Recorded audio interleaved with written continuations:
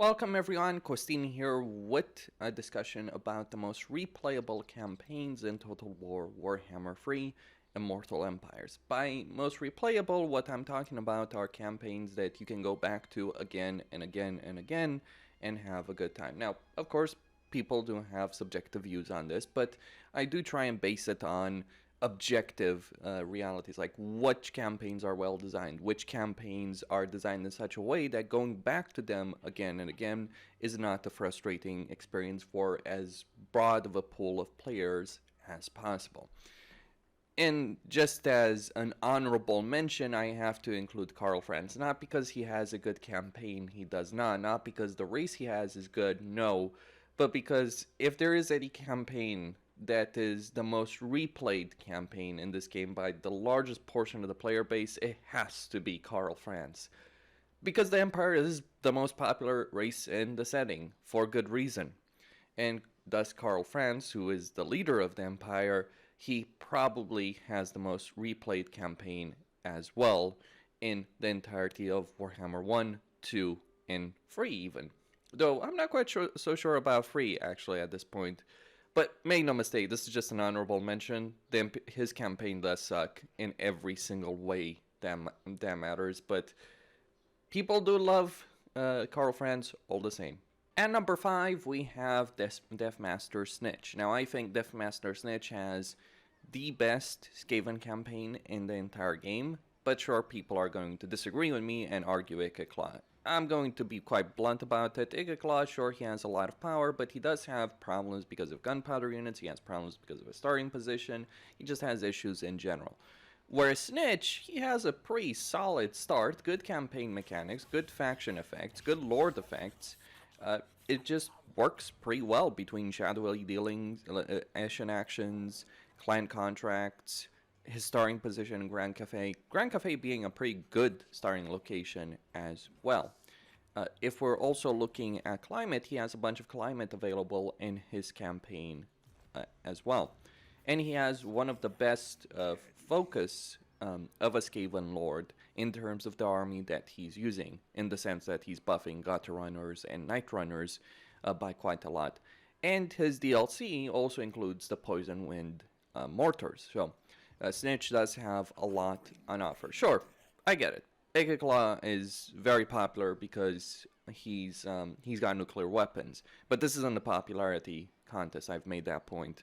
This is about which Legendary Lords actually have the best campaigns to go back to play again and again. And I think Ikekla just doesn't have that campaign for the Skaven, whereas I think Snikch does. It is a shame for both Ikekla and Frot because they could also have great campaigns. It's just really one big problem both of them do have is that their starting positions are just not that great. Whereas for Snikch, his initial army can easily wipe out the Savage Orcs over here in Kumlan because these guys have no armor, and so can be, or rather the Savage Orcs have no armor. The Borbors do have some armor, but the Savage Orcs on foot don't have. So his army over here can easily annihilate those Savage Orcs in manual battles. And after that, you get to decide who you're going to go for. Are you going to go for Miao Ying over here? Are you going to go for Xiaoming? Are you going to go for Lokir? Are you going to conquer all of Cathay and then head into the west? Or you can cross the ocean as well to head into Lustrum, though your victory conditions do require you to pretty much head west. You also have a potential of confederation with the other Skaven Legendary Lords because of the diplomacy benefit that you can get with the clan contracts. So obviously you are pretty far away from them given the situation, but you can at least engage in diplomatic dealings with those kind of factions. At number 5, we have Vlad von Carstein, the true ruler of the Empire in many ways that do count. Vlad does have, and Isabella as well, Vlad and Isabella do have an interesting campaign where they need to wipe out the Empire and take control of Altdorf. So they're certainly gunning for the Imperial throne, as is proper in a campaign as well, because that's actually what he aimed to do in the lore. Now, some people may struggle with this campaign because they're going to end up in a war with Azag, Draika, Ungrim, but you can actually avoid the war with Ungrim. You just need to take out Zufbar pretty quickly in this campaign, which you absolutely can do. And once you've taken out Zufbar and potentially taken Grand Peak as well, you sell all of those to Ungrim, and you can potentially even get a vassalization agreement with Ungrim in your campaign. And you can certainly get a military alliance with Ungrim and actually maintain it, because while there's certainly a good amount of aversion, it's not minus 100 aversion, it's almost minus 40, and Ungrim's gonna love all the territory that you're gonna give him.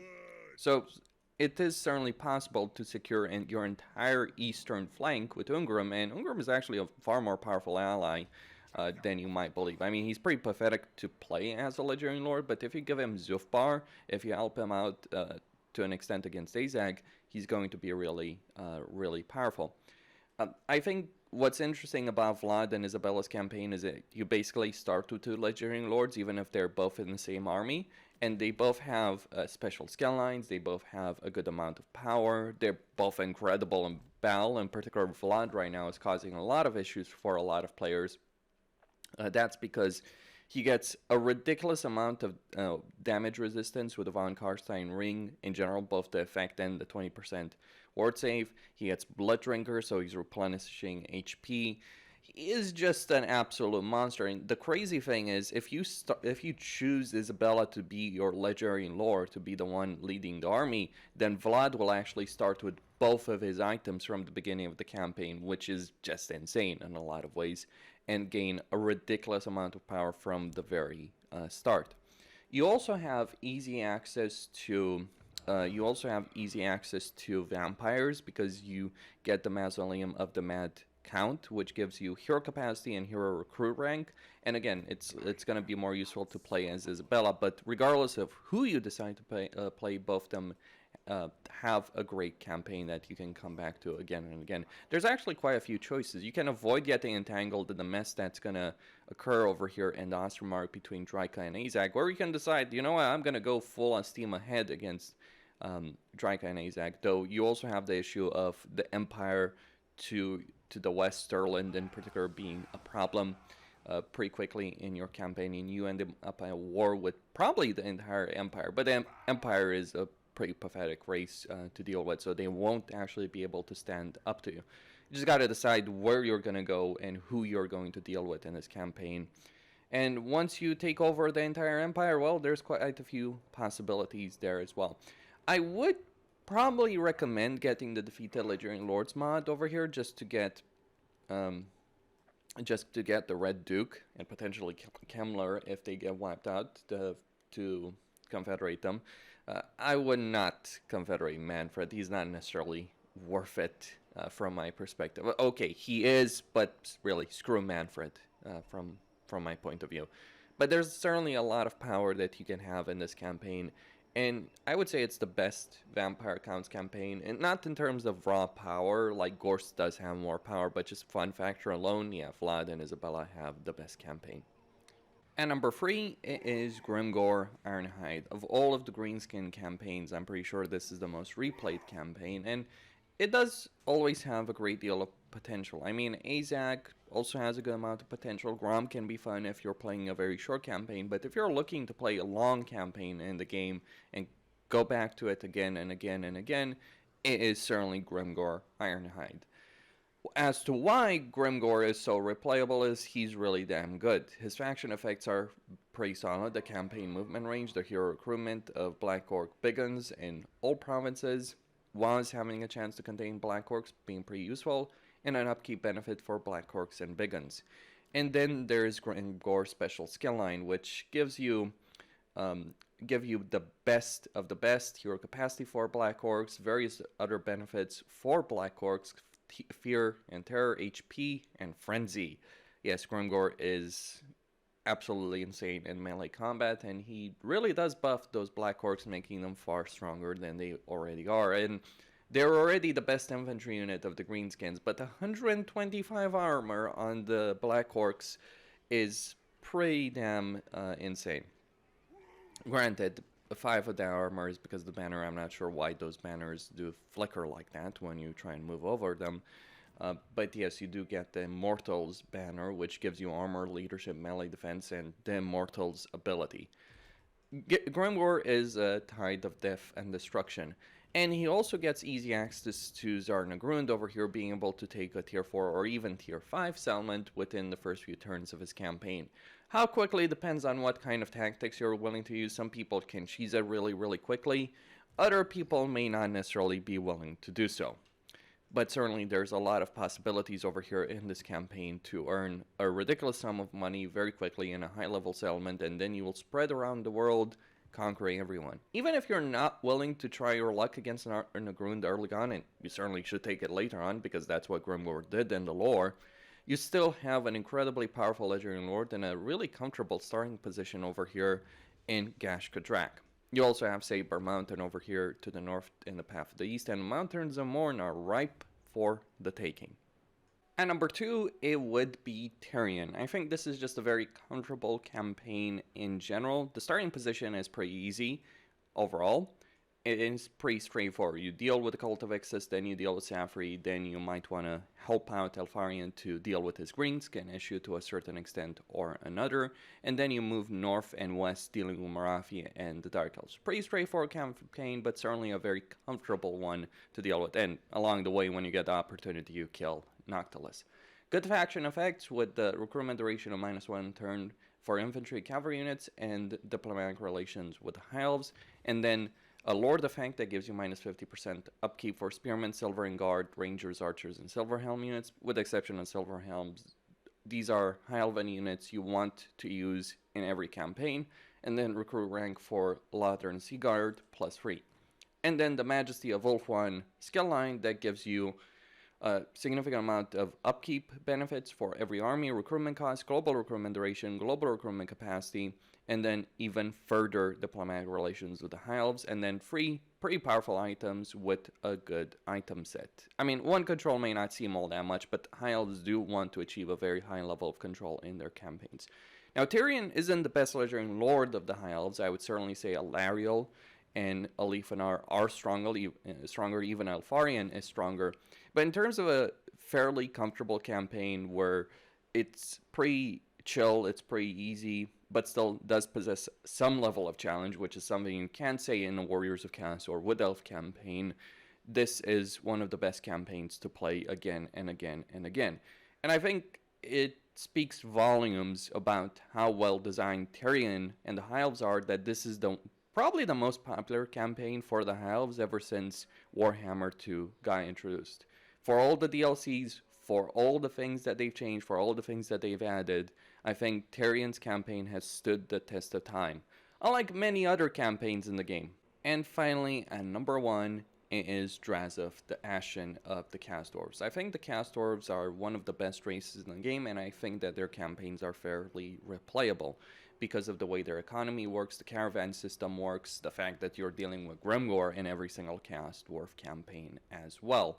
Having an endgame crisis from the very beginning of your campaign in the form of Grimgor certainly livens things up by quite a bit. You will never be bored playing a Cast Dwarf campaign as a result of that. That's for damn certain. And Drazoath is just the best Legendary Lord of the Cast Dwarves, and he has actually a lot of possibilities in his campaign. Yes, his campaign victory conditions do require him to deal with Clan Rictus and to deal with the Knights of Kalandor, so Emmerich and Tretch need to be wiped out. But you don't necessarily need to kill Tretch yourself. Someone else might do it for you. There's many ways a campaign as Drazoath can play out. Sure, you want to deal with Emmerich yourself very quickly. That's a given in virtually every campaign. But what do you do after that? That may depend on a lot of factors. Like, you can end up in a war against Tretch pretty early on in your campaign, or you can avoid it altogether. You can end up in a war with Gorst, or you can end up in a war with Greasus, or you can end up in a war with all of them. And you have that ticking bomb timer that's coming there from the north against you, and that is, of course, Grimgor. It is certainly a very interesting campaign with a lot of different possibilities. Like, consider, for instance, you may end up taking over here, this is called the Delta territory, but the question you're going to have after that is, what are you going to do in that situation? Like, let's say a typical campaign scenario is you take this, you take the Howling Waste completely, you deal with the the Darkland orcs, and then you use the Underway to go deal with Emmerich before he takes the Ash Ridge Mountains, or as he's taking the Ash Ridge Mountains. Okay, all fair, all well and good. The question is, what do you do next? Okay, dealing with the Thunder Guts is like a reasonable plan of action because they don't like you either. But what's your next move? Like, you can, at this point, you can be in a situation where armies of Skaven are bearing down on you. You can have the Greenskin armies starting to descend on you. You can have Gorse descending on you, and you can also have Greasus descending on you. So what do you decide to do in that situation? There's a lot of power in Drazoath's campaign, but it's also a pretty brutal campaign in a sense. Things can go wrong very, very quickly, and I think that's what makes it interesting. It is not an easy campaign by any stretch of imagination. It is something you're going to have to work for, but I do maintain that some of the best campaigns in the game in general are campaigns that do offer a good, solid level of challenge every single time you play them. But not a frustrating, annoying level of challenge. Like, Karl Franz just has a very annoying level of challenge in his campaign. With the Chaos Dwarves, you have all the tools you need to succeed, but you need to be very careful about it. So lots of possibilities in this particular campaign. The way it can go go either very well or it can go very, very poorly. And you never know what you're going to get in a campaign because the way things shape up, like, who knows, maybe you get really lucky in your campaign when you're playing it and Grimgor ends up embroiled in a war with Kolic and actually ends up losing a lot. Or maybe Grimgor takes control over like 80% of the Mountains of Morn by turn 20. In which case, good luck, because you're going to need it. And that's all for now. Costin signing out. Don't forget to subscribe, like, and enable notifications, and stay tuned for more.